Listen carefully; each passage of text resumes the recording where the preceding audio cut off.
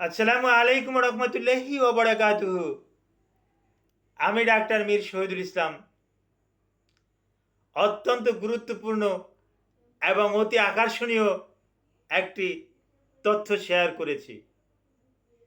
জি, তথ্যটা হলো এই, আপনারা জেনে অবাক হবেন যে আমাদের ৩২টা দাঁত থাকে, তাও মোলার টিথ সহ।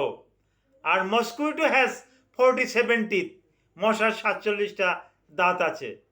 এই মশার ৪৭টা দাঁত যখন শরীরে যখন প্রবেশ করায়, স্কিনে যখন প্রবেশ করায়, তখন সে একটা অ্যানেস্থেটিক ব্যবহার করে। এই অ্যানেস্থেটিক লালাটা ব্যবহার করার পরিপ্রেক্ষিতে হুলটা যখন প্রবেশ করায়, তখন আমাদের এই স্কিনটা অবশ হয়ে থাকে, যার পরিপ্রেক্ষিতে আমরা ব্যথা পাই না। Thank you all.